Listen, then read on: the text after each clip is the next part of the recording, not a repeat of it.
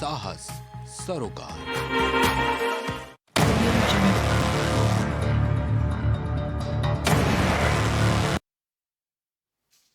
नमस्कार, मैं हूं गौरव श्रीवास्तव। प्राइम डिबेट में आप सभी का बहुत बहुत स्वागत है।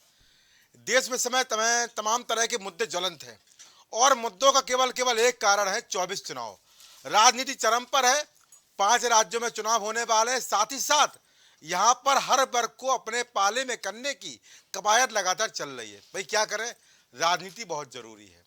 और राजनीति इसलिए जरूरी है क्योंकि यहां पर चुनाव पास आ गए हैं। राजनीति जरूरी है क्योंकि यहां पर केंद्र तक पहुंचना है।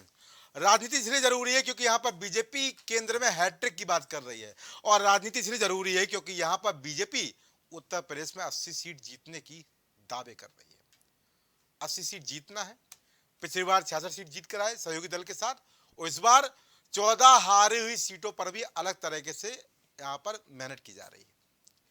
इसके साथ साथ एक नया मुद्दा भी इस समय चर्चा में है और लगातार इस पर चर्चा बढ़ती चली जा रही है। कटाक्ष भी आ चुके हैं, आरोप भी आ चुके हैं, प्रत्यारोप भी आ चुके हैं। भाई मुद्दा ही ऐसा है, और मुद्दा है जातिगत जनगणना। जी हां, बिहार जातिगत जनगणना कराने वाला पहला राज्य बन गया है देश का। आंकड़े भी सार्वजनिक हो गए। उसके बाद सब लोग इसका श्रेय लेने के तैयार भी हो गए। जहां बीजेपी भी अलग बात कर रही है, राष्ट्रीय जनता दल अलग बात कर रहा है, और नीतीश कुमार के कहने क्या, प्रसन्नता के साथ उन्होंने ये जो आंकड़े हैं वो सार्वजनिक किए। पर सबसे महत्वपूर्ण बात यहां पर यह है कि आंकड़े सार्वजनिक करना ही महत्वपूर्ण नहीं, बल्कि अब इस आंकड़े पर राजनीति कितनी बड़ी होनी है ये भी बड़ा महत्वपूर्ण हो गया है। क्योंकि इसके आंकड़े जारी होने के बाद कांग्रेस, बसपा, समाजवादी पार्टी समेत तमाम दल यहां पर देश में जातिगत जनगणना कराने की मांग करने लगे हैं। और ये बात उत्तर प्रदेश में भी लगातार उठ रही है। और खास तौर पर अखिलेश यादव तो पीछे नहीं है, क्योंकि वो पहले से ही पीडीए की बात लगातार करते चले आ रहे थे। पर महत्वपूर्ण प्रश्न यहां पर यह भी है कि अगर पीडीए की बात करेंगे तो सवर्ण कहां जाएंगे? क्या सवर्ण का वोट नहीं चाहिए? यह भी महत्वपूर्ण प्रश्न है। यह मैं खुले रूप से कह रहा हूं। पीडीए यानी पिछड़ा दलित अल्पसंख्यक, और अगर इस वर्ग की बात अखिलेश यादव कर रहे हैं, निश्चित रूप से बड़ा वोट वर्ग है, बड़ा वोट बैंक है, और इसके बिना सत्ता संभव नहीं है। 2 बार से सत्ता लगातार हार रहे हैं, और 14, 17, 19, 22 के चुनाव बताते हैं कि बीजेपी ने मेहनत की और विपक्ष को लगभग खत्म सा कर दिया। पर 22 के चुनाव में समाजवादी पार्टी दोबारा जीवंत होकर आई, मुख्य विपक्ष की भूमिका मिली, और तब से लगातार संघर्ष जारी। पर हाँ, संघर्ष धरातल पे अभी भी नजर नहीं आ रहा है, और इस संघर्ष धरातल पे किसी भी पार्टी द्वारा नजर नहीं आ रहा है। आप बातें भले ही लंबी लंबी करें, आप बातें भले ही बातों जनता की करें, आप बातें भले ही जनता के लिए करें, पर जनता के लिए लड़ने का मादा फिलहाल कोई नजर नहीं आ रहा। हाँ, जब मुद्दा उठता है तो उस मुद्दे पर राजनीति सब करना शुरू कर देते हैं। जनगणना जो कराना बुरी बात नहीं है, निश्चित रूप से कराई जानी चाहिए, और जातिगत जनगणना भी जरूरी है। पर जनगणना का उद्देश्य क्या होता है वो भी यहाँ महत्वपूर्ण है। जातिगत जनगणना का अगर आप करा रहे हैं तो उसके बाद वास्तव में जो पिछड़ा है, या वास्तव में जो विकास की मुख्य धारा से पीछे है, उसको विकास में मुख्य धारा के लिए भी ये महत्वपूर्ण प्रयास होता है। पर हम देख रहे हैं कि यहाँ पर यह प्रयास तो नहीं हो रहा है। हाँ, जब आंकड़े सामने आ गए हैं तो राजनीति जरूर हो रही है, और ये राजनीति फिलहाल देश में लगातार चरम पर है। ओबीसी वर्ग की बात सब करते हैं, दलित वर्ग की बात सब करते हैं, अल्पसंख्यक वर्ग की बात सब करते हैं, पर कोई यह भी नहीं बताता है कि इस वर्ग की स्थिति क्या है, एससी एसटी की स्थिति क्या है, ओबीसी की स्थिति क्या है, विकास की मुख्य धारा में है कि नहीं है। न जाने कितनी जातियां हैं जो आज भी विकास से कोसों दूर है, और ये कहने मुझे कोई गुरेज नहीं है, ये हमारे आकी सामसामेकी बताती है, और जानकारी सबको पता है, कोई इससे गुरेज नहीं कर सकता। वोट वर्ग पर आधारित दल अपने वोट वर्ग की बात करते हैं, पर अगर उनसे ही पूछा जाए कि जिस वर्ग की बात, जिस समुदाय की बात, जिस जाति की बात लेकर वो राजनीतिक केंद्र में आए हैं, उस वर्ग के लिए उन्होंने कितना काम किया है, यह भी गौरतलब होना चाहिए। पर शायद इस पर बात कोई नहीं करता। सब अपना उल्लू सीधा करते हैं और चाहते हैं कि बाहुबल दिखा के, जाति वर्ग विशेष का एक हजूम दिखा के हम अपना उल्लू सीधा करते रहे, और तमाम ऐसे दल अपना उल्लू सीधा करते नजर आ रहे हैं। मुझे कहने में कोई गुरेज नहीं है, क्योंकि यहाँ पर बात जातिगत जनगणना की चल रही है। सबके कटाक्ष हो रहा है और सबके आरोप भी शुरू आ गए हैं और सब मांग कर रहे हैं कि पूरे देश सहित उत्तर प्रदेश में भी यहाँ पर जातिगत जनगणना कराई जाए, क्योंकि यहाँ पर राजनीति भले ही करने कोई ना आए, पर हाँ जब मुद्दा उठता है तो सब आते हैं। यहाँ पर वो लोग भी आते हैं जो अब तक चर्चा से बाहर थे। फिलहाल देश में माहौल चुनावी है और जब माहौल चुनावी होता है तो इस तरह की चर्चाएं होती रहती है। जनता के लिए भले ही ना आए और सभी लोग जनता के लिए भले ही ना लड़े, पर यहाँ पर राजनीति के लिए और सत्ता के लिए जरूर लड़ेंगे। फिलहाल इस महत्वपूर्ण चर्चा में कुछ जरूरी बयान सुन लेते हैं, फिर चर्चा को आगे बढ़ाते हैं। प्रधानमंत्री 24 घंटा ओबीसी की बात करते हैं, ओबीसी की इज्जत की बात करते हैं, तो फिर प्रधानमंत्री कास्ट सेंसस से क्यों डरते हैं? प्रधानमंत्री जी, अगले भाषण में आप हिंदुस्तान को बता दीजिए, कांग्रेस पार्टी ने कास्ट सेंसस किया था, आंकड़े आपके पास हैं, उन आंकड़ों को आप हिंदुस्तान के सामने रख दीजिए, हिंदुस्तान की जनता को दिखा दीजिए। और अगला जो सेंसस है उसको आप कास्ट बेसिस पे कीजिए। ओबीसी का अपमान मत कीजिए। संघर्ष किया था, जातीय जनगणना हम लोग चाहते थे, लेकिन बिहार में हम लोगों ने जाति आधारित गणना हम लोगों ने कराया है और साइंटिफिक जो डेटा जो है, आर्थिक सामाजिक न्याय की जो लड़ाई लगातार हम लोगों ने जो लड़ी है और चुनाव में भी यह हमेशा से हम लोगों का अहम मुद्दा रहा है, बेरोजगारी और जातीय जनगणना को लेकर के। आप सब लोग जानते हैं कि आज जारी किया गया है जो साइंटिफिक आंकड़ा कास्ट बेस्ड सर्वे का, हम लोगों ने कम समय में सरकार बनने के बाद ही कम समय में हम लोगों ने जानकारी इकट्ठा भी की है।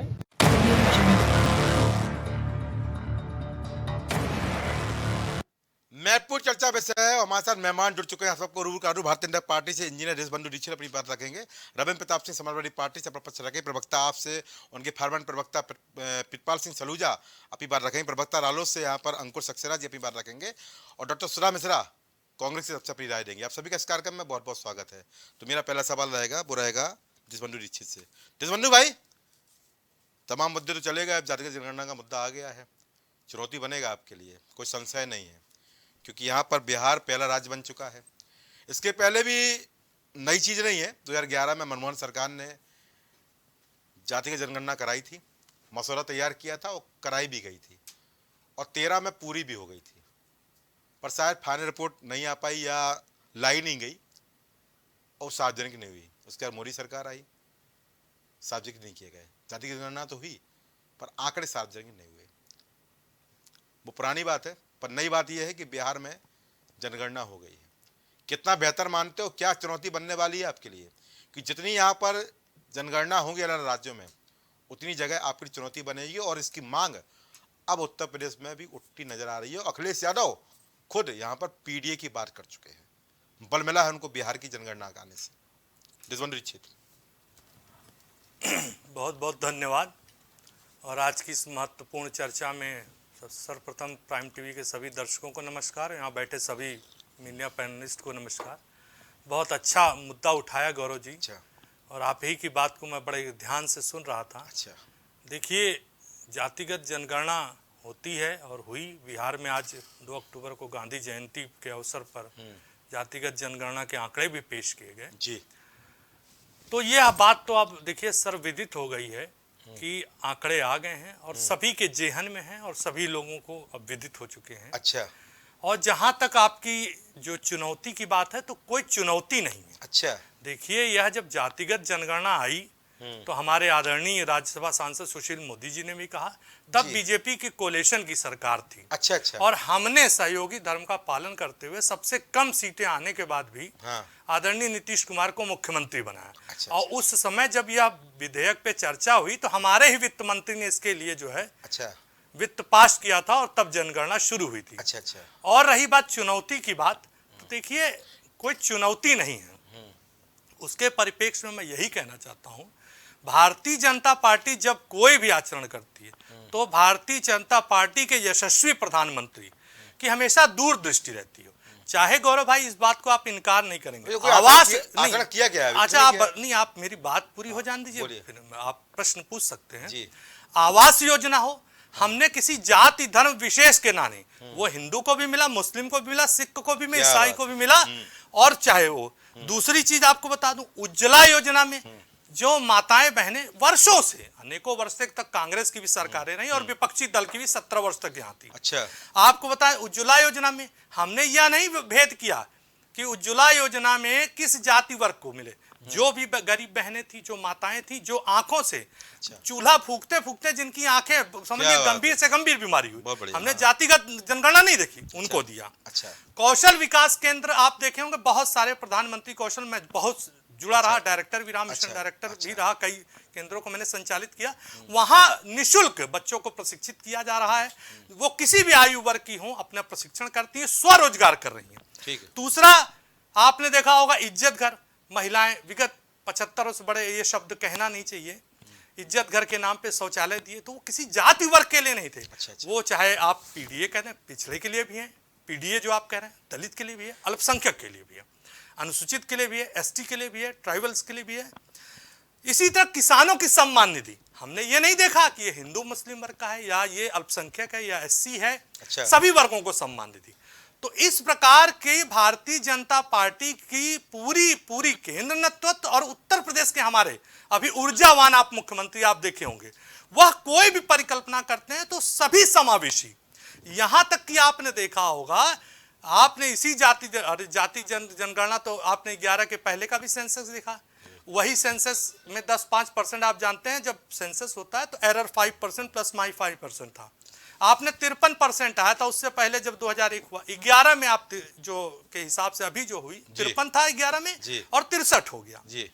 तो 10% का फ्लक्चुएशन किया इन्होंने, और चलिए सबके बेहतरी के लिए हो गया जातिगत और जो योजनाएं बनेंगी। लेकिन आपको बता दें, जो भारतीय जनता पार्टी के हमारे प्रधानमंत्री हो चाहे यशस्वी मुख्यमंत्री, अच्छा, वो कोई भी योजना लाते हैं क्या तो वो संपूर्ण भारत में। ठीक है। और आपको बता दें, भारत की प्रभुसत्ता और भारत के 140 करोड़ लोगों की प्रगति में ही विश्व शीर्ष स्थान पे, और अर्थव्यवस्था में भी देखिए 10वें स्थान से 5वें स्थान पर पहुंच गया।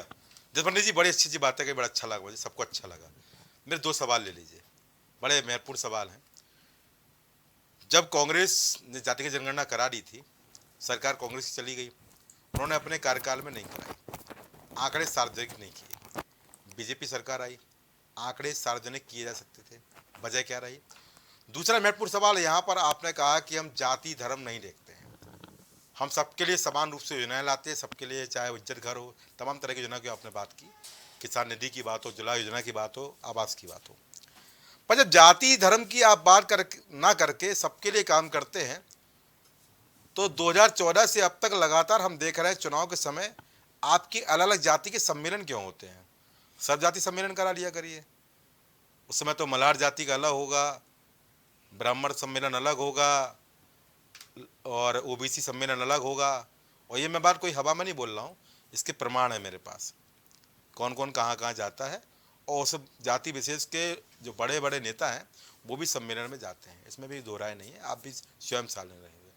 तो मेरे दोनों सवालों का जवाब दीजिए, फिर मैं प्रवक्ता कांग्रेस की बात लेता हूँ। गौरव भाई आपने बहुत अच्छा प्रश्न उठाया, मैं जानता था आप इतने मूर्धन्य पत्रकार हैं कि ये उठाएंगे। देखिए जो आपने कहा ये होता है, और भारतीय जनता पार्टी में विभिन्न प्रकार के मोर्चे हम जाते हैं, क्योंकि आपको बता दें 55 साल की जो कांग्रेस की सरकार रहा, अच्छा। जाति धर्म के नाम पर ही देश को तोड़ने का काम किया। अच्छा। आप बता दीजिए ये कौन सी प्रासंगिक, नहीं सुनिए, ये कौन सी प्रासंगिकता है? एक मैं चौपाई सुनाऊंगा, सेवक सो जो करे सेवकाई अरि करनी का लड़ाई। बड़े श्रृंगार रस की आपने देखा होगा, अभी 3 बैठकें हुई थी, I.N.T.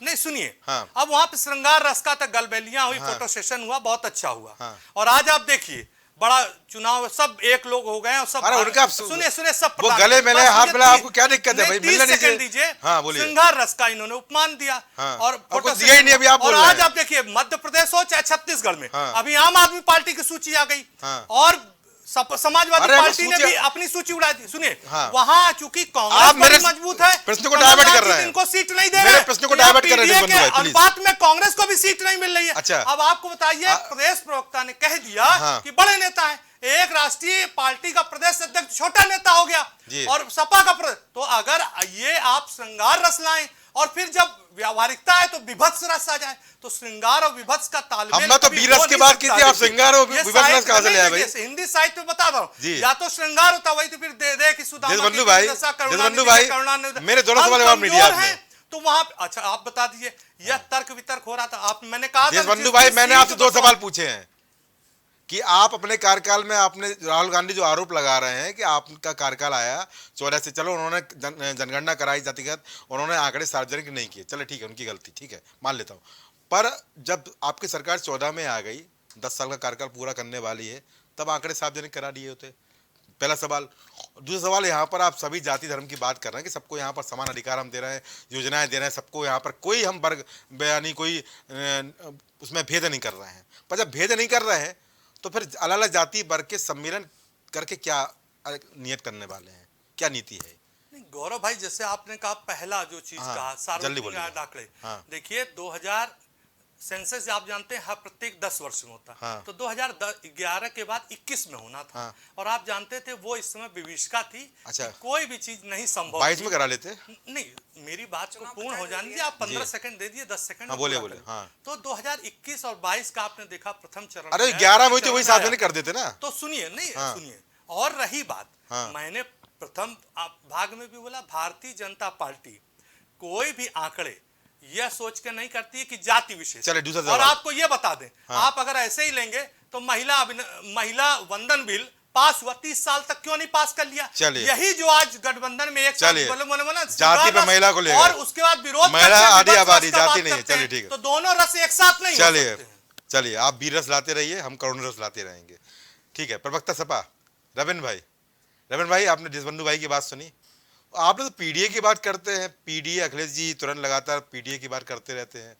पिछड़ा दलित अल्पसंख्यक सवर्ण को भूल गए हैं क्या, या पीडीएएस करेंगे अब? क्योंकि आंकड़े में सवर्ण भी वहाँ पर हैं और लगातार मांग उठ रही है जाति की जनगणना कराने की। अगर पीडीए को ही लेकर चलेंगे तो एस कहाँ जाएगा, या एस को आपको वोट नहीं चाहिए? थोड़ा बता दीजिए विस्तार से, मेरी समझ से बाहर है।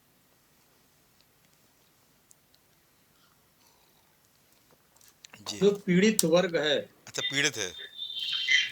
वह वर्ग वही है जिसकी बात आप कर रहे हैं, जी पिछड़ा, दलित, अल्पसंख्यक। जी, अब आप अगड़ों की बात कर रहे थे कि आप अगड़ों की बात नहीं करते हैं। बिल्कुल। अगड़ों में हम गरीब की बात करते हैं, हमारा शुरू ही होता है गरीब और पीडीए। अच्छा, गरीब, पिछड़ा, दलित, नहीं, अल्पसंख्यक। गरीब का मैंने नाम नहीं सुना, जी मैंने सुना नहीं कहीं पर, आपने बोला होगा, अलग बात है। मैं आपको वीडियो भेज दूंगा। जी बिल्कुल, अच्छा अच्छा। उसके बाद में हम्म, उत्तर प्रदेश में जी। मुख्यमंत्रियों में जी। चाहे मुलायम सिंह यादव जी रहे हो, चाहे अखिलेश यादव जी रहे हो, हम्म, जब हमारे मुख्य सचिव बने हैं तो अगड़े ही बने हैं। अच्छा, इनके अधिकारी अगड़े पिछड़े क्यों नहीं बनते हैं? अच्छा, इनके मुख्यमंत्री पिछड़े क्यों नहीं बनते हैं? अच्छा। अब मैं वापस जातीय जनगणना पे आता हूँ। जी, ये हमारी आज की मांग नहीं है। प्रधानमंत्री सबसे बड़े ओबीसी के मुद्दे पर, नेता मुद्दे प्लीज अपने टर्न पे बोलिए देशबंधु भाई। ये हमारी आज की मांग नहीं है। जी, हम जब से कांग्रेस के खिलाफ राजनीति जब हमने शुरू किया था, तब से हमारी मांग है। अच्छा, और जातिगत जनगणना कोई नई बात नहीं, अंग्रेज भी कराते थे, अच्छा। कांग्रेस ने भी कराया है। इनका चरित्र क्या है भारतीय जनता पार्टी का? ये बोल रहे थे कि हम भेद नहीं करते हैं। आज तक भारत के इतिहास में, लोकतांत्रिक इतिहास में या पौराणिक इतिहास में किसी राजा महाराजा ने जी, या लोकतांत्रिक इतिहास में किसी प्रधानमंत्री ने अपनी जाति नहीं बताई। अच्छा, अकेले प्रधानमंत्री मोदी हैं जिन्होंने अपनी जाति बताई हर मंचों से। अच्छा, ये इनका चरित्र है। ठीक। दूसरा, इनका पिछड़ा, दलित, अल्पसंख्यक विरोधी जो चरित्र रहा है, अच्छा, गोलवरकर जी की किताब और लेख पढ़िएगा, उसमें मिल जाएगा। अच्छा आरक्षण के विरोधी रहे हैं। अच्छा मोहन भागवत जी खुल के कहते हैं कि हम आरक्षण का पुनर्निरीक्षण करेंगे। जी।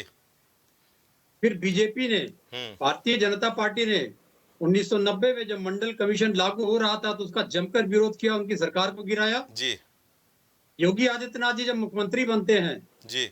एक पिछड़ा उस कुर्सी पे 5 साल तक बैठा हुआ था। अच्छा उस कुर्सी को पवित्र गंगा जल से धुलाते हैं। अच्छा। और जब मुख्यमंत्री बन के कुशीनगर में जाते हैं और जब वनटांगिया लोग, मुसहर लोग मिलने उनसे आते हैं तो उनको नहला धुला के सेंट से भेजा जाता है, दूर खड़ा किया जाता है। ये अच्छा। इनका चरित्र है। अच्छा। ये सारी बातें वो हैं जो डॉक्यूमेंट में है, इसमें से कोई ठीक बात मैंने अपने ठीक मन से नहीं है कही ठीक है। रविंद्र भाई मेरा सवाल ले अब- लीजिए।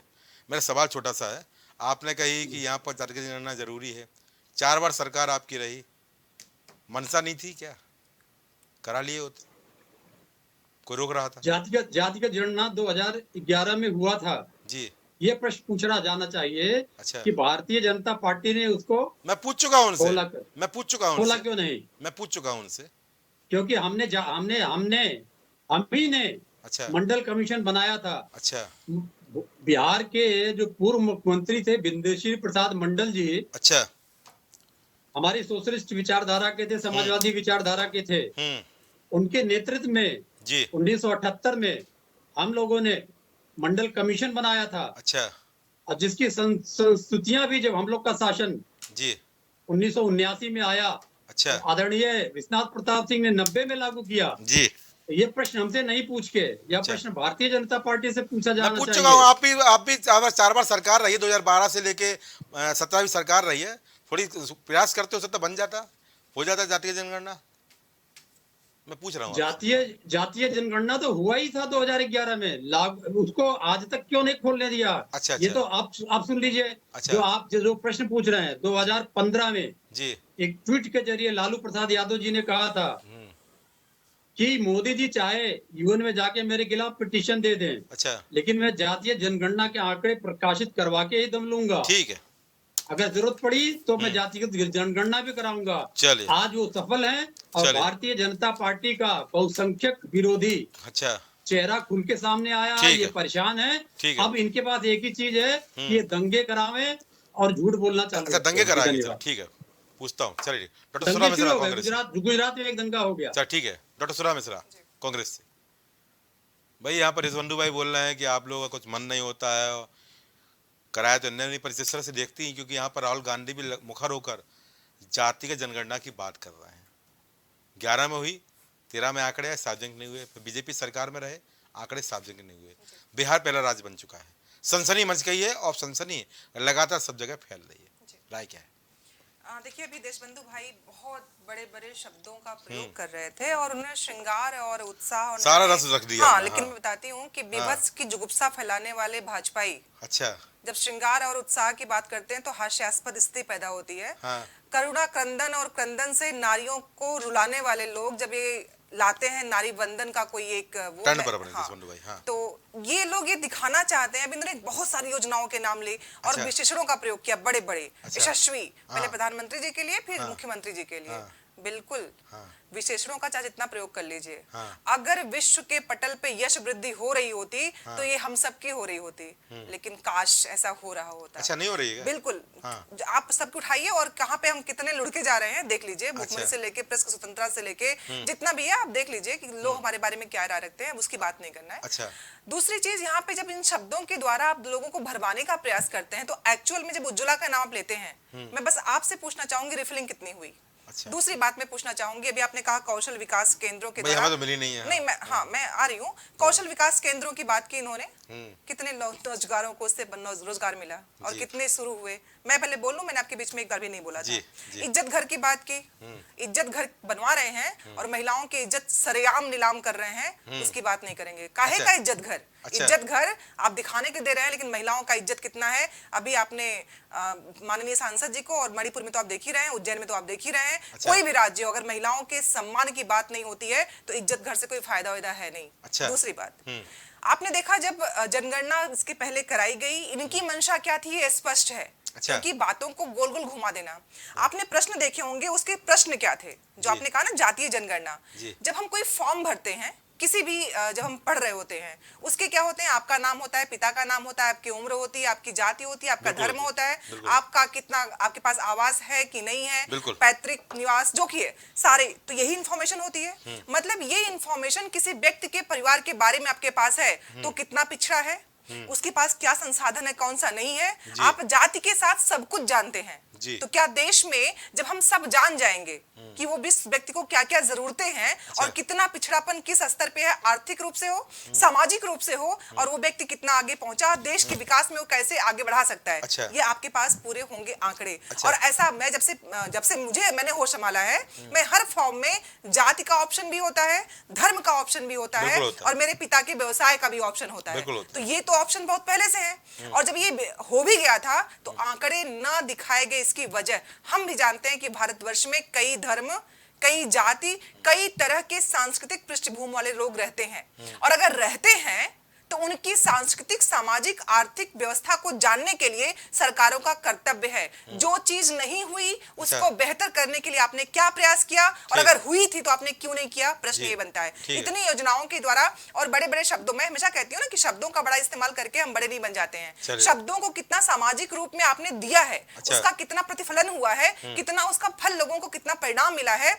इससे आपकी बात सिद्ध होती है। तो देशबंधु भाई की जितनी भी बातें थी आज, उसमें सत्यता काश 10% भी होती, उतनी भी नहीं थी। आपने उज्ज्वला का नाम लिया, रिफिलिंग तो हुई ही नहीं। आज भी गांव में महिलाओं के सामान रखने के काम में आता है। आपने कहा आंख से नहीं फूकती है, मुंह से फूकती हैं।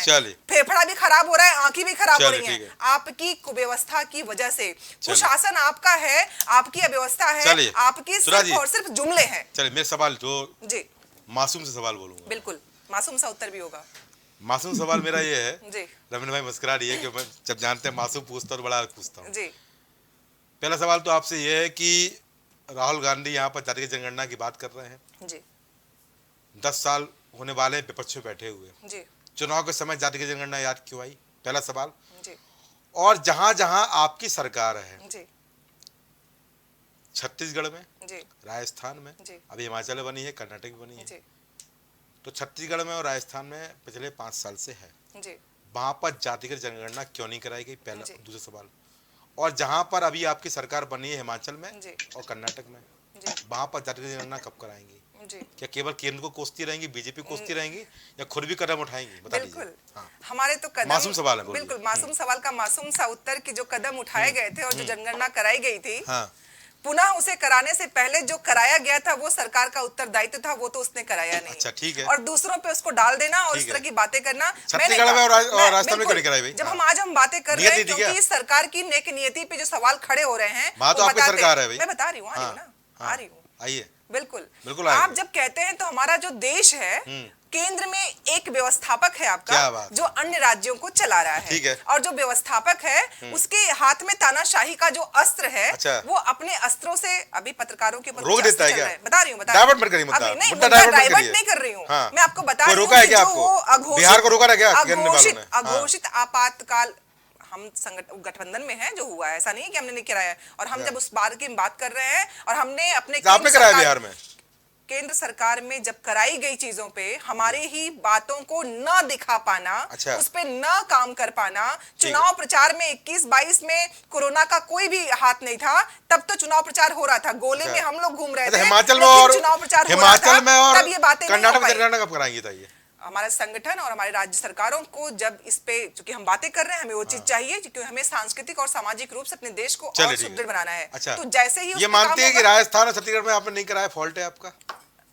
मैं हमारे नेता से लेके जितने भी संगठन के उच्च पदाधिकारी हैं सब तो कहते हैं, अगर कोई चीज हाथों मचाए हुए हैं, हाथों इसलिए कि हमने शुरुआत तो केंद्र सरकार में की ही थी, और केंद्र सरकार अगर कोई कार्य करता है तो राज्य सरकारों को करना ही पड़ता है। चल, बिहार भी राज्य है, केंद्र नहीं है। चलिए, ठीक है। केंद्र सरकार ने क्यों नहीं उस कोसती रहिए, ठीक है, कोस नहीं रहे, हम तो काम कर रहे हैं और जहां पर है आप वहां करा दीजिए। बिल्कुल, मैं उम्मीद करूंगा, ठीक है, बिल्कुल उम्मीद करूंगा। पितपाल सिंह सलूजा, आम आदमी पार्टी। पितपाल भाई, आपको मेरी आवाज आ रही है? जी पितपाल भाई, जी पितपाल भाई, आपकी क्या राय है भाई? आम आदमी पार्टी क्या सोचती है? दिल्ली में कराएंगे क्या, पंजाब में कराएंगे क्या? मैं पूछ रहा हूँ बस। बिल्कुल बताएगी सर। जी मेरी आवाज आ रही है आपको? जी बिल्कुल आ रही, बोलिए। हाँ, आम आदमी पार्टी कटिबद्ध है इसके लिए। पंजाब में हम आपको जल्द इसको करके दिखाएंगे। अच्छा।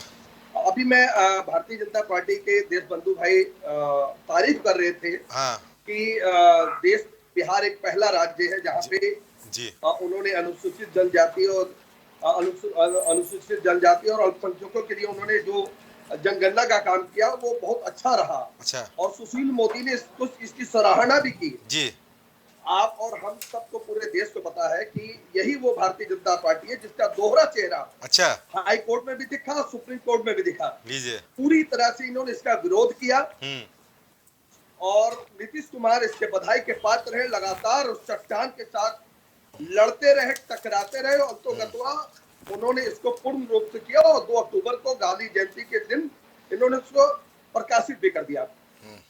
भारतीय जनता पार्टी की जो दोहरी नीति है, अभी आपने सुना होगा, अभी ये कह रहे थे कि यशस्वी प्रधानमंत्री, यशस्वी हमारे मुख्यमंत्री जो भी योजनाएं लाते हैं वो सबके लिए होते हैं। अच्छा।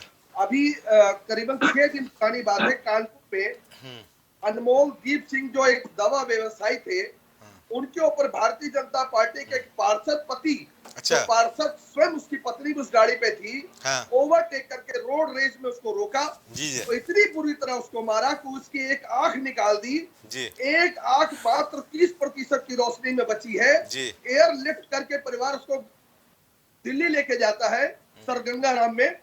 और भारतीय जनता पार्टी के नेता जिसको यशस्वी योगी आदित्यनाथ जी का नाम दिया जा रहा है, वो उनके घर पे नहीं जाते, उनको अपने आवास पे बुला के मिलते हैं। ये है भारतीय जनता पार्टी की सच्चाई। अच्छा। इस देश में अल्पसंख्यकों की जितनी अवहेलना करने का काम भारतीय जनता पार्टी ने किया, दलित समाज की अवहेलना करने का काम किया। ये जब राष्ट्रपति प्रत्याशी उतारते हैं तो कहते हैं दलित समाज से लेके आ रहा हूं। अच्छा। और ये कहते हैं कि हम लोग कभी जातिवाद की बात नहीं करते हैं। भारतीय जनता पार्टी शुरुआत ही वहीं से करती है जहां से इनको ये समझ में आ जाता है कि अब जनता हमें वोट नहीं देने वाली। अच्छा। अब भाई से भाई को कैसे लड़ाना है, हिंदू को मुसलमान का कैसे लड़ाना है, मुसलमान को सिख से कैसे लड़ाना है, सिख से ईसाई को कैसे लड़ाना है, यह भारतीय जनता पार्टी की नीति रही है। गौरव भाई, भारतीय जनता पार्टी कथनी और करनी में पूरी तरह से विफल रही है और आज नीतीश कुमार बधाई के पात्र हैं। उन्होंने इस कदम को उठाया। हम पंजाब में भी इसको करके दिखाएंगे, हम दिल्ली में करके दिखाएंगे और आम आदमी पार्टी की अगर इंडिया के साथ सरकार आई तो पूरे देश में इसको करके दिखाएंगे। दिल्ली में तीसरी बार सरकार है, कर दिए तो ज्यादा बेहतर रहता है, एक नजीर पेश हो जाती है। हम इसको कर बिल्कुल दूसरे नंबर पे आपको पंजाब, दूसरे पे दिल्ली दिखेगा। चले ठीक है, उम्मीद करता हूँ। ठीक है, अंकुर सक्सेना, प्रवक्ता रालोद और बहुत मुखर प्रवक्ता है रालोद के, और अंतिम चूंकि आप अधिवक्ता भी हैं तो बेहतर तरीके से प्रस्तुति करना आपका रहेगा। अंकुर भाई, किस तरह देखते हैं इन आंकड़ों को और क्या जरूरत है कि जातिगत जनगणना होनी चाहिए, और होनी चाहिए तो वास्तव में विकास के लिए करी जा रही है, जो लोग विकास से पीछे उनके लिए की जा रही है, तो क्या आंकड़ों का सार्वजनिक होना भी आवश्यक यहाँ पर होना चाहिए या होता है, या केवल चुनावी जरूरी है कि हाँ जातिगत जनगणना कराइए और चुनाव में चुनौती पेश करिए और अपनी व्यवस्था को बेहतर करिए? जी अंकुर भाई। देखिए गौरव भाई, जो जनगणना है ये कोई नई कॉन्सेप्ट नहीं है, बिल्कुल, क्योंकि ये अंग्रेजों के समय से जनगणना प्रारंभ हुई थी और हर 10 साल बाद हिंदुस्तान में जनगणना होती रहती जी। अब सबसे बड़ी बात है जातिगत जनगणना की। तो जातिगत जनगणना जो है हिंदुस्तान में लास्ट टाइम हुई थी 1931 में जी। 1931 में जो जातिगत जनगणना हुई थी, तो उस जनगणना में आप ऐसे मान सकते हैं SC ST and general category, उसमें ओबीसी को शामिल नहीं किया गया। बिल्कुल। तो ऐसी स्थिति में 1931 की जातिगत जनगणना के बाद 1941 में भी एक जनगणना हुई थी, जिसके बाद कोई भी आंकड़े प्रकाशित जातिगत को लेकर नहीं किए गए। बिल्कुल। फिर एक नई कॉन्सेप्ट उभर कर आई और उस कॉन्सेप्ट में ये कहा गया कि ओबीसी को लेकर भी जनगणना होनी चाहिए। बिल्कुल। जो ओबीसी को लेकर जनगणना की बात कही गई थी, तो उसको एक तकनीकी शब्दावली का प्रयोग किया गया था कि सामाजिक एवं शैक्षणिक पिछड़ा वर्ग, जिसको SC BC शब्द का प्रयोग किया गया जी। ये जो सामाजिक एवं शैक्षणिक वर्ग के आधार पर जनगणना की बात हुई थी, तो ये ओबीसी को लेकर किया गया था इस शब्द का प्रयोग जी। अब सवाल ये था कि जब जनगणना ओबीसी के पिछड़े वर्ग को लेकर ये आरक्षण की बात हो रही थी या उनकी जनगणना के आधार पर बातचीत चल रही थी। इस बीच में बिहार सरकार ने जातिगत जनगणना के आंकड़े को प्रस्तुत किया जी।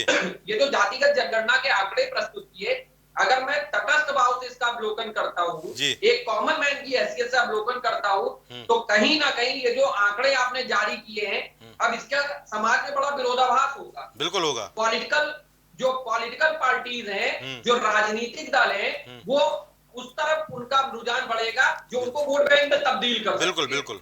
जो लोग संख्या बल में कम है, राजनीतिक दलों के लिए उनकी महत्ता कम हो जाएगी बिल्कुल जी। दूसरा सबसे महत्वपूर्ण विषय वस्तु जो उभर कर आ रही है वो ये उभर कर आ रही है, हमारे संविधान को जो 26 जनवरी 1950 से लागू हुआ था, उसमें जो रिजर्वेशन को लागू किया गया था, अब उस रिजर्वेशन का क्या होगा? क्या बात? बिहार के आज के जो जातिगत आंकड़े उभर कर आए हैं, तो जिनमें जिन कास्टों की वहां पर आंकड़ा 1% से कम है। मैं अगर कास्टों की भी बात करता हूँ तो 0.60% है। लीजिए राजवंश की बात करता हूँ तो 0.1% के करीब उनका आंकड़ा आ रहा है, 0.17% के करीब। तो अब सवाल ये होता है, क्या वहां पर संविधान में संशोधन करके उनको माइनॉरिटीज का दर्जा दिया? बिल्कुल सही बात है। आरक्षण किसको देंगे? का दर्जा दिया जाएगा जी बिल्कुल।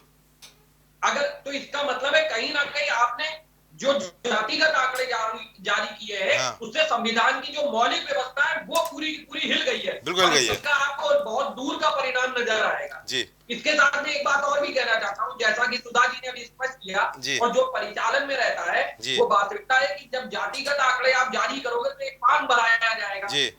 अब ऐसी स्थिति में आपका आधार कार्ड जारी है, आपका पैन कार्ड है, आधार और पैन कार्ड आपने लिंक कर रखे हैं, जब सारा डिटेल आपके पास है तो कहीं किसी साइबर अटैक की स्थिति में आपकी प्राइवेसी के ऊपर खतरा न हो जाए। बिल्कुल। पता चला आपके सारे के सारे आंकड़े दूसरे के पास है और इंटरनेशनल लेवल पे ऐसी ऑर्गेनाइजेशन चल रही है जो कहीं ना कहीं आपके डेटा को चुराने में मास्टर है। बिल्कुल। हमारे ये जो डेटा का, जो जातिगत आंकड़ों का जो डेटा बना है और आधार कार्ड और पैन कार्ड को लिंक करके रखा गया है, कहीं ऐसा ना हो हमारे आपके खाते भविष्य में खाली होने लगे। बिल्कुल अंकुर, बहुत अच्छी बात कही है। मेरी समझ में सिर्फ एक बात आती है कि जातिगत आंकड़े जो आपने जारी किए, उन जातिगत आंकड़ों को अगर वास्तव में आप एक अच्छी इच्छा शक्ति के साथ जारी कर रहे हैं तो उन जातिगत आंकड़ों का प्रयोग सामाजिक सौहार्द के लिए होना चाहिए और आर्थिक और शैक्षणिक रूप से जो भी व्यक्ति, जो भी समुदाय, जो भी जाति पीछे है, कहीं ना कहीं उसको आगे ले जाने के लिए कार्य करना पड़ेगा। बहुत सही बात कही आपने। गौरव जी, मैं इस बात को कह रहा हूँ कि संवैधानिक व्यवस्था में आमूल चूल परिवर्तन नहीं आएगा, पूरी संवैधानिक व्यवस्था हिल जाएगी।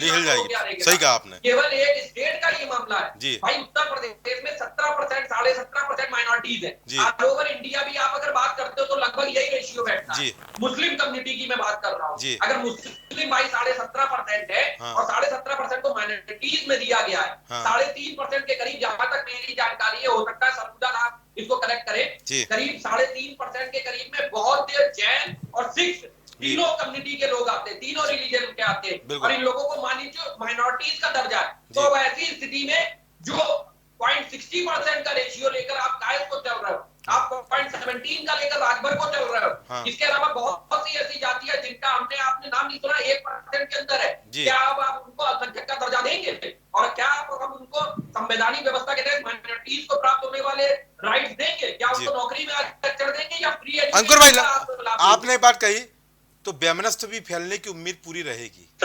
आपसी यहाँ पर भेदभाव भी उम्मीद पूरी रहेगी। हाँ, जनगणना जरूर कराइए, पर सार्वजनिक होना कहीं ना कहीं यहाँ पर व्यवस्थाओं में निश्चित रूप से भूचाल आने की पूरी उम्मीद है और भूचाल तो आएगा। ठीक है, मैं प्रवक्ता भाजपा को लेता हूँ। देशबंधु भाई, सबने आपको कटाक्ष किए हैं, आपकी नीतियों को लेकर, आपके शब्दावलियों को लेकर, आपके रसों को लेकर, जो श्रृंगार रस और तमाम रसों की आपने बात की। जवाब आपको देना है, आप लगातार उंगली उठा रहे थे, अब समय आपका है, जवाब दे दीजिए। सत्ता पक्ष में आप जी।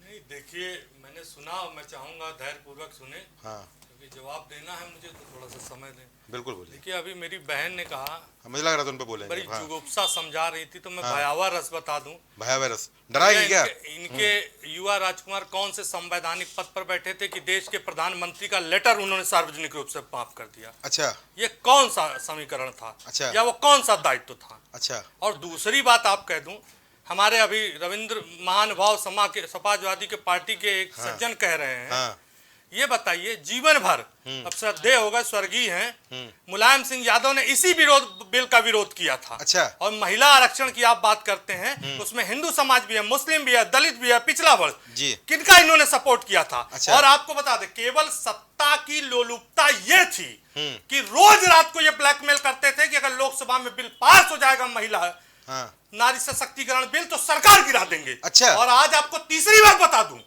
हमारे आम आदमी के प्रवक्ता हैं, इनके मुंगेरी लाल के सपने ऐसे हैं इनके मुख्यमंत्री के दिल्ली के, अच्छा, जो राजस्थान भी लड़ेंगे, ऊर्जा बहुत है आज, गुजरात भी लड़ेंगे जी, छत्तीसगढ़ भी लड़ेंगे। वो छोड़िए, अभी लोकसभा में हो सकता है दिल्ली में भी एक दूसरे के खिलाफ लड़े। अच्छा। लेकिन चाय और रसगुल्ले अच्छा। I.N.D.I पे खाएंगे, वो भी बिना पैसे के खाएंगे। बिना पैसे के दूसरी चीज बड़ा कटाक्ष करते हैं, कहेंगे यशस्वी, पे अरे मुंह भी सुनिए, जलेंगे। शिक्षा और दारू का पे मुंह भी जो जलेंगे। समावेश आपने बनाया है, वो दिल्ली के बच्चों को वो समझ में आ रहा है। अच्छा। वो मुझसे पूछे कि ऐसा शिक्षा मंत्री बताइए जो मध्य और गद्य में, अभी तक तो पद्य और गद्य का समावेश होता है, मध्य और गद्य का समावेश करते हैं। अच्छा। बताते हैं दारू पीने की शिक्षा कैसे दी जाती है, कभी जमानत देने नहीं जाते हैं। अच्छा। और सुनिए, पेट कहीं तो फूल ये भी जाएगा। सुना है कि एक पंजाब के मुख्यमंत्री हैं, वो तो शाम 6 बजे के बाद ही जो है सुबह के उसमें चले जाते हैं। अच्छा। और तीसरी बात जो आपको बता दूं,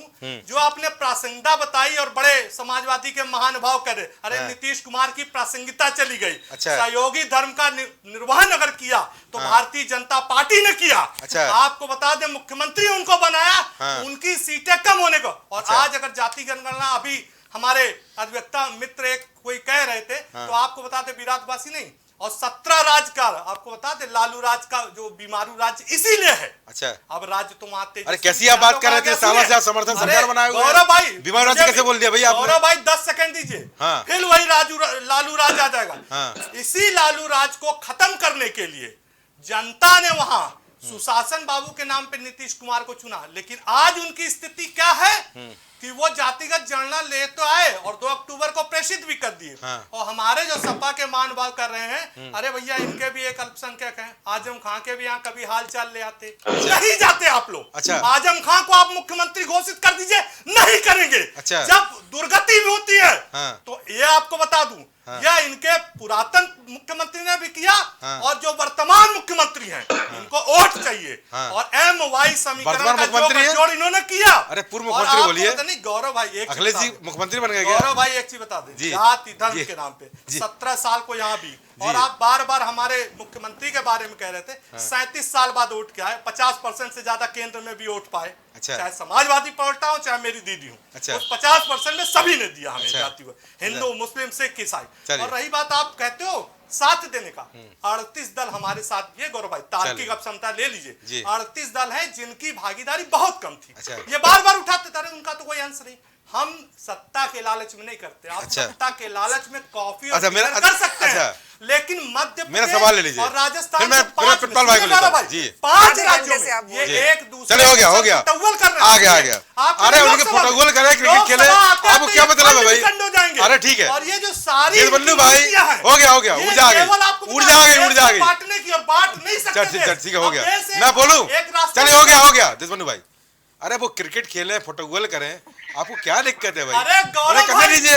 चाल चरित्र चेहरा दिखना चाहिए। अरे आप तो अभी गौरव भाई कई डिबेटों में आपने कहा बहुत सशक्त गठबंधन है, हाइट और सीटों का बंटवारा हो जाएगा, और यहाँ तीनों पैनलिस्ट बैठे हैं। अरे आज तो आम आदमी की सूची आ गई है। कल से गाली देने यही हमारे आम आदमी के जो प्रवक्ता हैं, अच्छा। समाजवादी को MP में गाली देंगे। चले ठीक है, अरे वो किया। चल ठीक है। कांग्रेस की देशबंधु भाई, वो यूपी चले, में हो सीट गया मांगने आएंगी। हो गया। तो इस सपा के प्रवक्ता चले, हो गया चले, हो गया देशबंधु भाई। अरे बाकी लोग भी बोलेंगे भाई, हो गया, डिबेट खराब मत करिए। देशबंधु भाई मेरा सवाल एक छोटा सा, एक ऑब्जेक्शन है, आधे घंटे से बस देशबंधु भाई बोल रहे हैं। आपने बोला इनके पास भाजपा को छोड़ के बाकी सारी बातों की उत्तर सुन लीजिए गली में एक बात, चले ठीक है, सुन राज्य लीजिए। में एक बात, चलिए सुन लीजिए। सुबह एक बात देशबंधु भाई हो गया गौरव जी, आप ही बोलते गौरव जी, रहेंगे नहीं, क्या? मैं एक बात बोलिए का उत्तर देना बोलिए। चाहूंगी। अभी इन्होंने महिला आरक्षण पे लेके बहुत उत्साह में, अति उत्साह में कुछ बातें रखी, विरोध की बातें, लोकसभा में न प्रस्तुत होने की बातें। अच्छा। बिल्कुल हम गठबंधन में थे, लोकसभा में नहीं पारित हुआ। अरे आप लोग डरते थे सत्ता के, अरे ठीक है, सत्ता अगर चली जाती तो आप लोकसभा में लाते तो। अच्छा। अब लालू और अरे गुलाब सुन तो जी लीजिए डराते भाई, थे आपको। सुन तो लीजिए, सुनते नहीं आप लोग। हाँ 2014 में बहुमत आपके पास अरे था, आप 30 किससे साल डर के रहे बाद थे? लाई तो अच्छा भारतीय सुनिए, जनता पार्टी अरे सुन लाई। लीजिए, भारतीय तो सुन सारी लीजिए। अरे सुन लीजिए, अरे देशबंधु सुन भाई सुन लीजिए। लीजिए। आप लोग तो 55 अरे वर्ष तक भाई, केवल देश को बरगलाते चल थे। ठीक है, सुन लीजिए, नाराज मत होइए, चलिए। अब सुनिए, हाँ। राज्यसभा में किसने विरोध में, भाजपा के शीर्षस्थ नेताओं के नाम है, नाम नहीं लूंगी। हाँ। हमारे योगी जी ने कहा था, यशस्वी मुख्यमंत्री इस समय उत्तर प्रदेश शासन के, अच्छा। हमारे यशस्वी मुख्यमंत्री जी, अच्छा। माननीय योगी आदित्यनाथ जी ने कहा था कि कांग्रेस के पाप को सर पे लेने की जरूरत नहीं है। अच्छा। हम लोकतंत्र के अनुसार अपने गठबंधन में बात करेंगे। जी। ये माननीय हमारे यशस्वी योगी जी ने कहा था ठीक है। 2010 में, ठीक है। और उसमें शीर्षस्थ नेताओं के नाम है जिन्होंने इसका विरोध किया था। ठीक है। दूसरी बात, नहीं, ये अब गलत बात, आप आप गलत तथ्यों को जांचिए फिर नहीं, बोलेगा। मैं कभी ये तथ्यों के तथ्य गलत है तथ्यों और ये तथ्य ये नहीं। तथ्य अगर आप आप जांच के, रिकॉर्ड होगा, ऐसा आप नहीं है। राज्यसभा आज में, आपको बता दें, मैं सबसे बिल्कुल ज्यादा गौरव जी, सम्मान मैं इस किया बात जाने पे का। अच्छा। भारतीय हाँ। आप लोगों ने 30 वर्ष तक नहीं किया, और आज आपको बता दे अच्छा। केवल नारियों इन का लोगों ने, सम्मान गौरव भाई, मणिपुर में हो रहा है, इन्होंने उज्जैन में हो रहा है। राज्यसभा लोकसभा में हाँ। केवल वोट बैंक के लिए समर्थन दिया, बाकी दिल से ये नहीं चाहते थे, लेकिन ये सामाजिक रूप से आज- मजबूर हो गए थे आज कि अगर हम की बिल डेट नहीं में देते अगर तो कोई- आपको मालूम ये कोई लोकसभा भी पारित हुआ 2024 है, लड़ने वो से पहले ही आप- हार जाते। और हारना तो एक परिणाम है, हार तो ये वैसे भी रहे हैं। अच्छा, चलिए। लेकिन आपको बता दें चलिए, ठीक है। पूरी सुन लीजिए, है, सुन लीजिए। एनसीआरबी के आंकड़े क्या कहते हैं? चलिए। वो इनकी मजबूरी थी। एनसीआरबी के आंकड़े क्या कहते और हैं? ये- एनसीआरबी ये- के आंकड़े क्या कहते हैं? अरे एनसीआरबी आपके के आंकड़े चिल्लाने आपको से- बता दूं बहन आपके जी, चिल्लाने आपको से- बता दूं सबसे ज्यादा अगर जी। दंगे हुए चलिए, जी। यही कांग्रेस अरे और दंगे समाजवादी भाई, पार्टी हो गया। नहीं कर पाई। दंगा नहीं, चल ठीक है। मणिपुर हाँ। में बैठा हुआ मुख्यमंत्री आपका और मौन बैठे हुए हमारे प्रधानमंत्री जी और सारे प्रवक्ता जो मौन बैठे हुए हैं और महिला बाल विकास अरे मंत्री मौन बैठी राजस्थान हुई में आपने क्या है। अरे किया? शर्म आप आनी छत्तीसगढ़ चाहिए, बताइए। राज्यों को आज बांटने वाले आप पेट्रोल लोग के दाम शर्म आनी सबसे चाहिए। ज्यादा है। महिलाओं के करप्शन नाम सबसे पे- ज्यादा है। महिलाओं के 2011 में चिल्लाते सेंसस हुआ था, रहिए। 2011 में सेंसस हुआ था, 2011 चलिए, हो में गया। तक मनमोहन सरकार चलिए, ने हो गया। आपने पारित कर दिया, और आज आप मूल्यांकन करते हैं बंधु भाई, आप ही आप बोलते रहेंगे क्या? हर राज्यों में चिल्ला के चिल्ला के नहीं बात करो। चिल्ला रहे हैं। डरा की के बात है। धमका के आप तर्कों को अरे साबित नहीं, कर देंगे। ये कोई बिल्कुल बात नहीं, नहीं। आप बड़ी मैं बहन हैं। चलिए। मैं आप बताती गलत हूँ। तथ्य को मैं पेश गलत कर तथ्य ये वीर नहीं, रस आ बता गया। रही हूँ। ये हमारे वीर रस आ गया। गोस्वामी चलिए, जी ठीक है, ने हो बिल्कुल गया। नहीं, वीर रस वाली बात ही मैं नहीं है। बताती वीर हूँ। रस वाली एक डर के सही माते देखिए तथ्य, सत्ता ना हो जाए सही 2024 में चलिए, हो गया। समीकरण नगर बढ़ा सही जाए। तथ्य, अरे हार सही जैसे तथ्य, पहले चलिए, हो गया। सही तथ्य। रामचरितमानस चलिए, हो गया। एक चलिए, हो लाइन गया। बोलूंगी, नहीं बोलूंगी। बोलिए। रामचरितमानस में गोस्वामी तुलसीदास जी ने चौपाई बहुत पहले लिखी थी। मैं बार बार कहती हूँ, आज फिर हाँ, कहूंगी जी। कि झूठा ही लेना, हाँ। झूठा ही देना, अच्छा। झूठा ही भोजन, झूठ चबैना। आगे अच्छा। बोलिए। अरे रामचरितमानस में ये भी चलिए। लिखा बड़ी चलिए, बहन, ठीक है। सेवक सो जो करे सेवकाई अरि करनी का आप करी लोग वही लड़ाई। कर रहे हैं, चलिए, ठीक है। आप वही कर सेवा रहे नहीं कर हैं। रहे हो। एक चलिए, व्यक्ति, ठीक है। दो व्यक्ति पार्टी जो करने कर का रहा है वो छोटा सेवा कर चलिए, रहे हो हैं। गया। कहीं बड़ा नेता हो गया, होता है, चलिए, कहीं आगे छोटा मैं होता है, मान कहीं लिया। दोस्ती होती है, देशबंधु कहीं भाई, हो लड़ाई गया, होती है। हो ये गया। कौन सी गलबाजी अच्छा, है? देशबंधु भाई, मेरा सवाल नहीं, मैं रविंद्र भाई को लेता हूँ। मेरा सवाल आपसे, आपने कहा बिहार बीमारू राज्य है, तो सरकार तो आप ही चला रहे थे कुछ समय पहले तक, लगातार सरकार चला रहे थे, तो बीमारू कैसे हो गया? पहला सवाल जवाब दे रही, पे रविंद्र भाई को लेता हूँ। जी गौरव भाई, आपने जो कहा, हाँ। देखिए हमने गठबंधन में सहयोगी धर्म का पालन किया और हमेशा बीमारू राज्य बड़ा, कैसे हो गया? अरे सुनिए मेरी बात, हाँ। सुनिए बीमारू, हाँ। बड़ा दिल दिखाते हुए 17 साल का जो लालू प्रसाद यादव का राज था, अच्छा। आपने देखा इतनी सारे अभी जांचें हो रही हैं कि हाँ। कसम भगवान फाइलें कम हो जाए यार। अच्छा। अब आंकड़े नहीं प्रस्तुत करूंगा। अच्छा। कि 17 साल का जंगल राज, अच्छा। और आए, और आपको बताएं ये जनता ने सुशासन बाबू का अच्छा, अच्छा, जो टाइटल दिया, अच्छा। वो जनता ने किया, कार्यकाल तो किया। मानते हैं नीतीश कुमार लेकिन सुशासन जब- है? अरे सुनिए, हाँ, सुशासन स्वीकार का- करते जब ना? जब तक हम गठबंधन में रहे, अच्छा, तो तब सुशासन तक- था? अरे आप छोड़ दे सुशासन गौरव आने भाई, क्या? आप मुझे 10 सेकंड दे नहीं, अब दीजिए। मैं समझ नहीं पा रहा हूँ तब ना। तक सुशासन बाबू का टाइटल, हाँ। लेकिन जब उनको लगा हाँ। कि गद्दी किसी तरह मेरी चलनी चाहिए, अच्छा। और उनको लगा नहीं जात पात पंथ निवेद तो कुशासन हो गया। कैसे भी करो, तो कुशासन हो और गया। मुझे तो कुशासन क्यों नहीं हुआ? आप देख अच्छा, लीजिए। चलिए, अच्छा, आप ठीक। बताइए, मैं प्राथमिकता समझ गया। खत्म हो गई, उनकी आपके जाति साथ के तौर पे- सुशासन- अब चलो, आपको बता, चलिए, हो गया, 2023 के बाद हो गया, वह कहीं बिहार में नजर ही नहीं देशबंधु आई। भाई, ठीक है, आपके साथ सुशासन, वो आपको छोड़ कुशासन, ठीक है। रविंद्र भाई जी, देशबंधु भाई आपको तमाम तरह से याद कर रहे थे, आपसे बड़ी थोड़ा सा प्रेम ज्यादा है इनका, आपको याद करते रहते हैं। अब थोड़ा जवाब इनको आप दे दीजिए।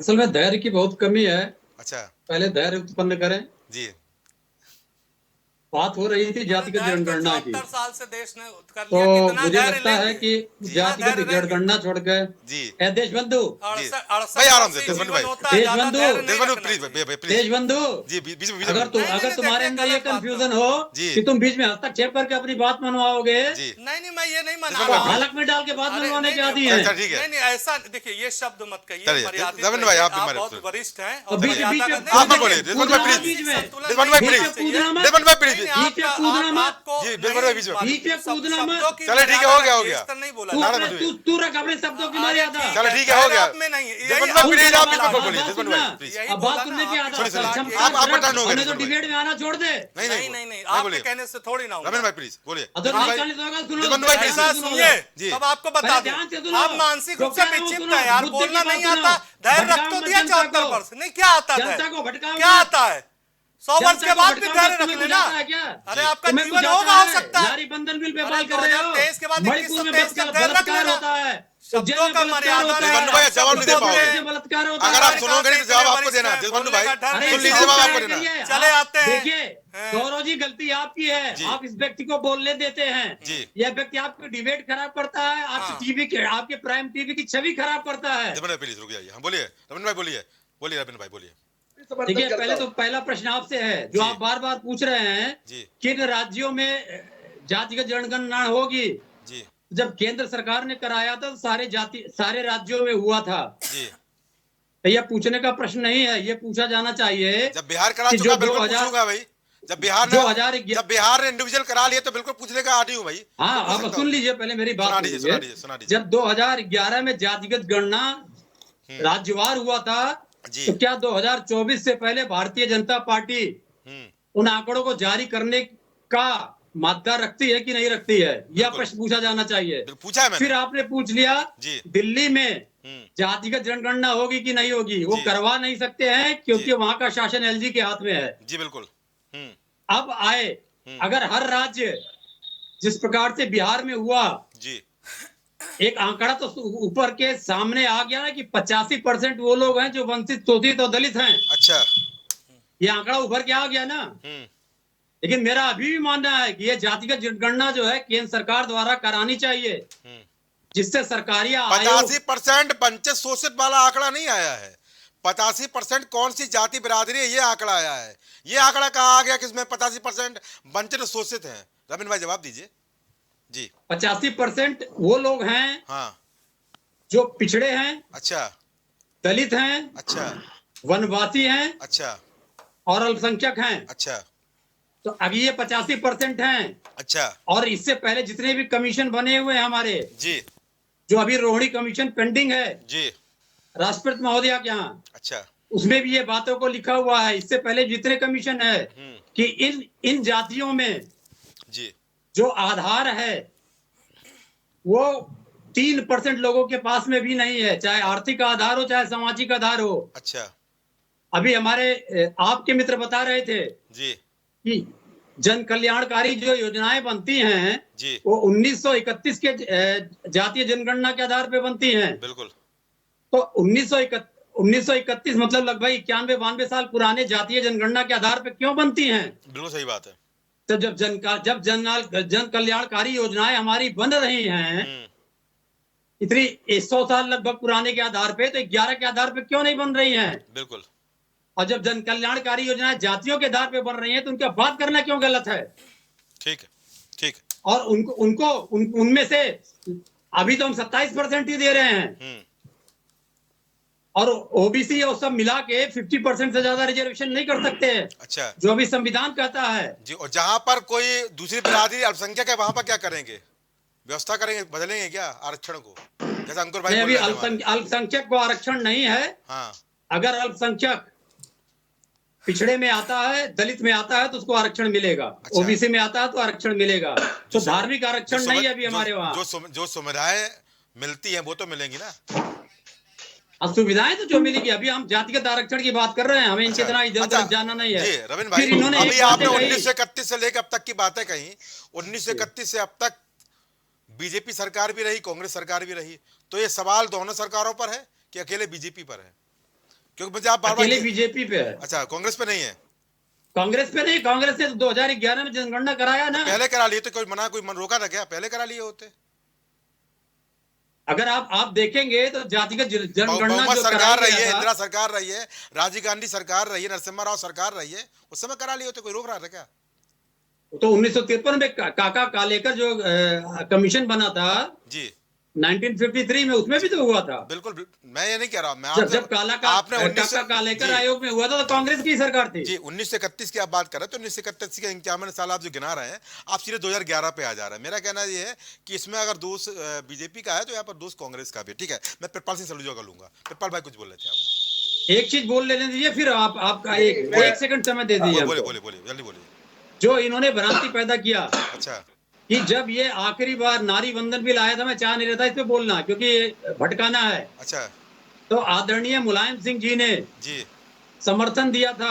अच्छा, क्योंकि राज्यसभा में पास हो गया था। अच्छा, लोकसभा में ठीक है, आदरणीय मुलायम सिंह जी ने उस समय महिला आरक्षण विधेयक ठीक है। को समर्थन दिया था। ठीक है, ठीक इसके है, साथ में जी। कि वहाँ पिछड़ों को, दलित को ठीक है, भी समय रिजर्वेशन कम है, दिया आगे जाएगा, 2 मिनट वनवासियों को भी। ठीक है, ठीक है, एक सेकंड बस। बोलिए। विरोध करने वाले योगी आदित्यनाथ जी थे, भारतीय जनता पार्टी के रमेश ठीक है। बैस जी थे, भारतीय जनता पार्टी के हुकुम देव नारायण यादव थे, भारतीय जनता ठीक पार्टी है, के। ठीक है, प्रवक्ता जी, धन्यवाद। कृपाल सलूजा जल्दी बोलिए भैया, समय कम है जी। अभी भारतीय जनता गौरव भाई भारतीय जनता पार्टी के प्रवक्ता एक बात बता रहे थे जी कि 38 जी जो दल है वो भारतीय जनता पार्टी के साथ है। जी पूरे विश्व, पूरे देश में देखा था जी चंद्रबाबू नायडू को कैसे मंच पे जी जो 56 इंच का सीना रखने वाले व्यक्ति खींच खींच के बैठा रहे थे। अच्छा और ये अभी महिलाओं की बात कर रहे थे। जी भारतीय जनता पार्टी में कौन ऐसा महिला है जिसने अभी तक अध्यक्ष इन्होंने बनाया हो? जी आरएसएस ने कभी भी अपना स्वयंसेवक कभी उन्होंने महिला को बनाया हो? अच्छा भारतीय जनता पार्टी सिर्फ राजनीति करना जानती है। अभी भरे मन से ये कह सकते थे अच्छा कि ठीक है नीतीश कुमार ने किया, अब हम देश में भी करके दिखाएंगे। जी जब 2011 में जनगणना हो चुकी है, जी। उसको सार्वजनिक किया जा सकता था, जी। मगर इन्होंने किया नहीं, क्योंकि 2014 के बाद इनकी सरकार थी। ये लोगों को पता चल जाएगा कि अरे देश में बिहार की अनुसूचित सूची कब आ रही जनजाति है? और अल्पसंख्यक प्रकोष्ठ। अरे देखिए, मैंने आपके बीच में नहीं बोला, आई है, बिहार की मैंने आपके बीच में नहीं बोला था। नहीं, बिल्कुल नहीं। आपने मुंगेरी लाल के सपने की बात बताई थी। राजस्थान की अरविंद सूची कब आ केजरीवाल रही ने है? छाती पे मूंग डालने का काम किया। राजस्थान की लीजिए। सूची कब आ रही 2020 है? में आने इसी वाली- चलिए, नरेंद्र ठीक है। मोदी और अमित शाह को नहीं, गली आने गली वाली में सूची पर्चे कब आ बांटने रही के है? लिए लगा दिया था, वो अरविंद केजरीवाल है। अरविंद केजरीवाल ने कहा था कि हम राजनीति करने नहीं आए चलो, हैं, ठीक है। हम राजनीति सिखाने आए लीजिए। हैं। और अरविंद ठीक है, केजरीवाल ने नरेंद्र मोदी को अंकुर सक्सेना सिखा दी आखिरी राजनीति। आखिरी का मिनट, ठीक है। गली गली पर्चे अंकुर बांटने सक्सेना, दिखा दिया। बोलिए। आज आपके हो गया, अंकुर भाई बोलिए। भाषण में शिक्षा पे लोकसभा बात वाली आ रही करते है, हो, राज्यसभा समाज वाली पे आ बात करते रही है। हो, क्यों महाराष्ट्र में हेलो। जाकर अंकुर भाई, शिक्षा प्लीज। पे बात करते हो? 10 मिनट में क्योंकि प्लीज। दिल्ली में बोलिए, हुआ अंकुर भाई है, बोलिए। भाई साहब, मनीष निवेदन सिसोदिया है। ने करके दिखाया है। अंकुर भाई बोलिए। आपको बात दस मिनट में करके प्लीज, आप दिखाया है। लोकसभा ऑफिस सीट वक्त कब आ रही बोलिए, है? अंकुर भाई हो गया। है। अंकुर भाई देश बोलिए। का नाम ऊंचा हुआ है। अंकुर भाई बोलिए। नरेंद्र मोदी देखिए, हो गया। देने लगा है। अंकुर भाई बोलिए। अपने भाषण में हमको शिक्षा और जी जी स्वास्थ्य बोलिए। गौरव भाई भाई गौरव भाई एक बात तो मैं आपके सम्मानित चैनल पे स्पष्ट करना चाहता हूँ और अनुरोध भी है जी। कि कृपया जिस डिबेटर को जो टाइम दिया जाए वो अपने ही टाइम में बोले, दूसरे को इंटरप्ट ना करे, बिल्कुल क्योंकि कटाक्ष जो होता है हर व्यक्ति करता है और उससे डिबेट का माहौल खराब बिल्कुल होता बिल्कुल है। बिल्कुल सही बात। ठीक है, अब सवाल है भारतीय जनता पार्टी के प्रतिनिधि महोदय जो लगातार महिला शक्ति के सम्मान की बात कर रहे हैं, हाँ। तो मैं उनसे ये प्रश्न पूछना चाहता हूँ और उन्हें इस बात को याद भी दिलाना चाहता हूँ कि बहुत लंबा अरसा नहीं हुआ, अभी जब हमारे यहाँ की देश के संविधान का जो सर्वोच्च संस्था है पार्लियामेंट, संसद, तो जब नई संसद का इनॉग्रेशन हुआ था तो हमारे देश की महामहिम राष्ट्रपति महोदया को उसमें आमंत्रित तक नहीं किया गया था, जबकि हमारे देश की प्रथम नागरिक होने के नाते महिला शक्ति के रूप में भी अगर महामहिम राष्ट्रपति महोदया से वहां पर उसका इनॉग्रेशन करवाया गया तो कहीं ना कहीं उचित होता। और महामहिम राष्ट्रपति महोदया के अपने अभिभाषण में उनने बाद में इस बात को केरा भी था। अच्छा। आप महिला शक्ति और महिला सम्मान की बात कर रहे हैं, आप देश के सर्वोच्च पद पर आसीन महिला का सम्मान नहीं कर पाए यार। आप कम से कम संवैधानिक गरिमा का तो पालन किए होते। और ऐसा नहीं है, आप गाय बगाए हर स्तर पे महिला सशक्तिकरण की बात करते, लेकिन वो हाथी के दांत साबित हो रहे हैं, खाने का कुछ और दिखाने का कुछ। तो ऐसी स्थिति में भारतीय जनता पार्टी के प्रवक्ता महोदय का ये कथन कि वो महिला नारी बंधन अधिनियम, अगर आप महिला नारी बंधन अधिनियम की भी बात करते हैं तो जनगणना के बाद आप विशेष सत्र से बुलाकर उसको कर रहे थे, उस विशेष सत्र में भी राष्ट्रपति मोदिया से शुरुआत होनी चाहिए। ठीक है, हो गया। आप सभी का इस कार्यक्रम में जुड़ने के लिए बहुत बहुत धन्यवाद। तो चर्चा बड़ी महत्वपूर्ण चर्चा है, वहां पर बड़ी अच्छी रही, पर चर्चा के दौरान जिस तरह से कुछ मर्यादा का उल्लंघन भी हुआ। भाई क्या करें, जब मर्यादा का उल्लंघन देश की संसद में हो जाता है तो ये तो डिबेट ही है। खैर, यहाँ जाति जनगणना पर सबने अपनी अपनी राय रखी, सबने बताया कि यहाँ गलती किसकी है। अब गलती किसकी है, गलती करने वाले भी जानते हैं और जो कटाक्ष करने वाले वो भी जानते हैं। गलती यहाँ पर उन लोगों की है जिन्होंने जनता को संजीदगी से नहीं लिया। गलती यहाँ उन लोगों की है जिसने जाति विषय व्यवस्था को बेहतर करने के लिए प्रयास नहीं किया। गलती यहाँ उन लोगों की भी है जो लगातार बात तो करते रहे पर व्यवस्था को बेहतर करने के लिए कवायद शुरू नहीं की। सबसे महत्वपूर्ण बात है, जाति जनगणना का मुद्दा अब उठ चुका है। अब ये मुद्दा कितना आगे जाता है और पार्टियां इसको कितनी राजनीति के रूप में लेती हैं, ये आने वाला वक्त बताएगा। पर 24 चुनाव है, तमाम तरह के मुद्दे उठते रहेंगे, तमाम तरह की जनगणना की बात आती रहेगी, तमाम तरह के यहाँ पर बयानबाजी आती रहेगी, पर न जाने क्यों जनता के मुद्दों की बात कभी नहीं आती। जनता के मुद्दों पर बात कोई करना नहीं चाहता, रोटी कपड़ा और मकान पर बात कोई करना नहीं चाहता, क्योंकि चुनाव है और चुनाव में यहाँ पर केवल चाहिए है सत्ता। वो जनता जो जनाधार देती है वो जनता की सुध फिलहाल किसी को नहीं है। पर मेरा मानना यही है, सारी जनगणना लाइए, सारी व्यवस्थाएं करिए, पर जो उसका केंद्र बिंदु है यानी जनता है उसकी देखरेख करिए, उसके लिए काम करिए, संघर्ष करिए। सत्ता पक्ष से भी अपील है और विपक्ष से भी अपील है, यहाँ पर समान रूप से यहाँ पर मेहनत करिए, संघर्ष करिए और व्यवस्था को बेहतर बनाने के लिए प्रयास करते रहिए। नमस्कार।